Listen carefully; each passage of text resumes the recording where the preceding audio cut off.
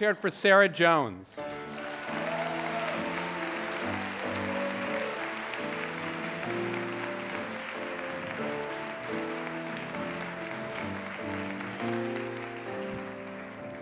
Hi, I'm Sarah Jones. I'm a solo performer, and I did a show on Broadway called Bridge and Tunnel. It's a one-woman show that I did. I can't do that. I don't have any time. Thank you. But basically, if you don't know it, I did characters, lots of multicultural characters. That's what I do in my work, kind of like Whoopi Goldberg or Lily Tomlin or Tracy Ullman. These are some of the people who, really inspired me when I was a kid because I just admired their ability to transcend physical type and portray anybody they wanted.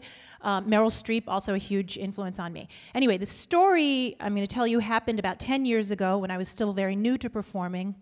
It was a very sunny, beautiful day in LA, and I had just finished crossing an intersection when I realized these two LAPD, not NYPD, but LAPD officers were trying to pull me and my friend Julissa over.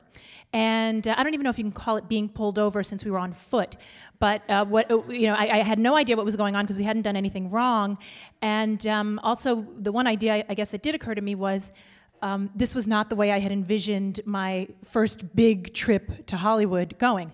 A couple of weeks earlier, I had gotten word that MTV wanted me to star in a sketch comedy show that they were doing, and I was really, really over-the-top excited about this. It was huge. It was a really big deal for me. I was like, oh my God, this is amazing. Okay, well, it was the 90s, the late 90s, and it was a hip-hop sketch show, so I was probably more like, yo, this is going to be really dope. Like, this is going to be fresh. It was probably more like that. But the point is that MTV, this was a really big deal. It was a very gratifying thing in particular because I had been trying to get something like this, auditioning and things, ever since I had come home from Bryn Mawr College, where I had dropped out. One doesn't really drop out of Bryn Mawr College. Rather, I would say one defers indefinitely in order to embark on a journey of alternative, nonlinear, lifelong learning. So that's what I was doing, and I had found my way back. To New York, where I was stumbling around, and I stumbled into the writing and performance scene. And I had some success there. I did a one-person show, the first one I did Off-Broadway, and then I thought, wow, this is really great. I'd like to reach a broader audience. And I started getting approached about TV. Now, the only problem was a lot of people in casting didn't quite know what to do with me and all my multicultural cast of characters. They really would have preferred it if I could do, celebrity impressions, or at the very least, they hoped that I could stick to urban characters, urban from the hood. Characters, and that, rather than the multicultural range that I was doing. And that really didn't work for me because part of the reason I had started writing in the first place was I was frustrated with the dearth of, well-rounded images on television for someone like myself. It's fair to say that I felt like there was some stuff on TV that it was just, demeaning, one-dimensional stereotypes of, ethnic people, and then, the limited roles for women, and then on top of that, if you're a black girl, it was like, girl, you better learn how to talk like this. Oh, and you better get you a chiropractor, girl, so you could play neck-rolling bitch #1 and neck-rolling hoe #2 and not injure your neck. And so, it was kind of like really, really frustrating. And so the challenge there was, I felt like, this was a whole different thing with MTV. They had come to me and they said, wow, we really love your characters. And we know you have these urban characters. That's great. But we hear you also have this other stuff you do, a whole range. Is it true you do a Jewish grandmother? We'd love to see that. And I thought, wow, this is wonderful. Thank you so much. Finally, somebody cares about me, finally. And I said, this is fantastic. Of course, I would love to be in your program. I'm so flattered. And it was wonderful. We had a lovely audition together. And they really let me play. They wanted to meet all my different characters. They, wanted to meet my French character, my Russian character, Indian. Anything that was unexpected, they wanted to hear that, right? So it was, they just did not want to hear the same thing that you are typically going to hear. They wanted something fresh and new, and I was very excited about that because that's what I was trying to give them. So, it was kind of like this really thrilling thing that was happening for me, and I was like, wow, this is awesome.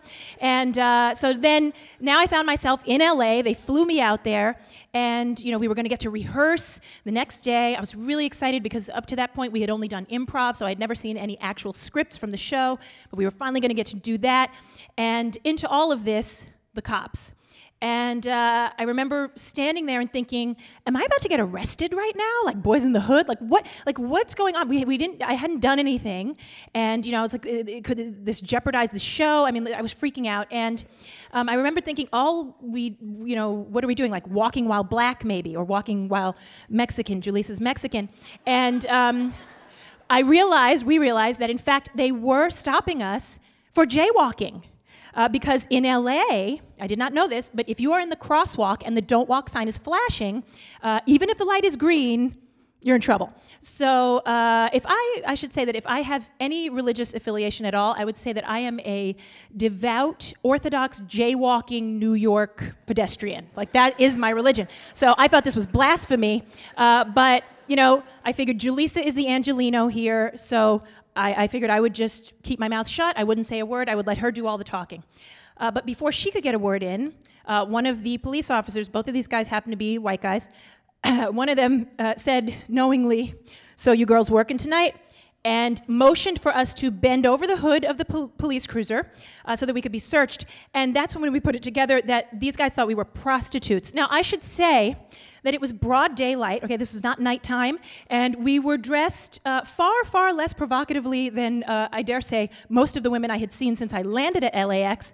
But somehow they had seen us walking together, a couple of brown girls, and we were walking, and it is LA, nobody walks. And so they had sort of put it together that we fit the description of some prostitutes. And so I was in shock, and as was Julissa, and she's trying to explain that, we were just trying to walk to our car. But I remember thinking, I was just so incensed. I thought, this is disgusting. Like, how can they think they can treat people like that? How could you think you could treat someone this way? How could you do this? And that's what was going through my mind. But what actually came out of my mouth was, this is disgusting. Who do you think you are? How do you think you can get away with this? This is outrageous. I'm going to get on the line straight away to my agent. And this is the accent that was coming out of my mouth. Okay, but wait. So what's important about this, okay, is the fact that if you know my work and you know my characters, they really all come from my childhood, okay? I come from a multiracial, multicultural family and we my neighbors, my friends, all these diverse people, that's where my accents come from, that's where my people come from. And long before I, brought them on stage, these were all people whose accents I sometimes found I would use in a given situation if I thought it could be helpful. And I will tell you that a British accent has a certain impact on people. It stops them, it arrests them, if you will. And these guys, in the case of these cops, they got really nervous really fast. And Julissa was looking at me like, what are you? And I forged ahead. I said, you don't know who we are. We are here to do a television project. And I'm going to ring. And I whipped out my cell phone and I started dialing. And I don't know what it was, but, the fact that these guys thought we were prostitutes, bitches and hoes, if you will, and then that what was coming out of my mouth, there was such a disconnect between what they thought we were and what they were hearing, the entitlement and everything. I think they completely freaked out. They got really rattled, and, they dropped the whole thing. All of a sudden, it was a mistake, and I guess we didn't fit the description, and we went on.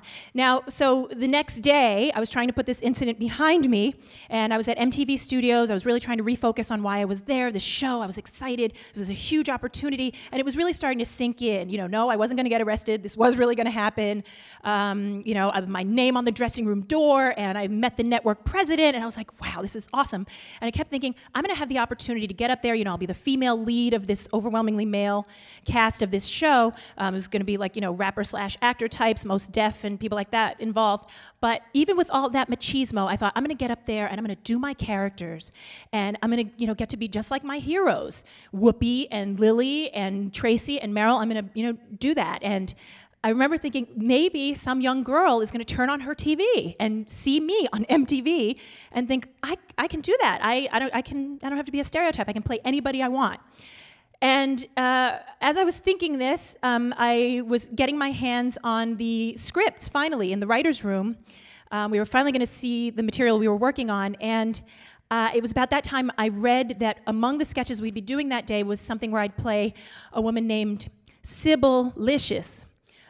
Sybil-licious, she was a hoe with multi-personality thing. hoe with multiple personalities, right? So I would get to play the prostitute, but with multiple personalities. And of course, I was outraged, and they didn't have Punk'd back then, but I'm sure I was like, where are the... But, you know, I remember thinking there's got to be some mistake because MTV flew me out here because I'm fresh and I'm new, and but I didn't understand how it worked. And you know, there was a room full of writers. These were veterans who had been doing this, you know, writing these kinds of things. Some of them people of color, and they wrote these kinds of, you know, jokes because these are the tropes they work with, and this is the stuff that they thought sells or that's edgy or whatever. And so quickly, I told them I couldn't do it. I just couldn't bring myself to do it, and they thought I was crazy. You know, they were writers on the show. I was not. And in short order, it became a very tense situation. And it got so bad, in defense of MTV, they, you know, tried to do whatever they could to address my concerns. They said, we'll fire the whole writer staff if you will stay. But I knew that, well, at that point, you know, then even if I would no longer have to play the hoe, I would definitely be the bitch. So I decided that was probably not a good idea. And as painful as it was to have to walk away from all of that and, you know, not have this opportunity, I wondered if maybe they were right. I was crazy. I was squandering, you know, my shot at national television. I just couldn't do it. And so I left. I went back to New York, and I went back to the theater, and I kept writing and performing the stuff that I thought was compelling.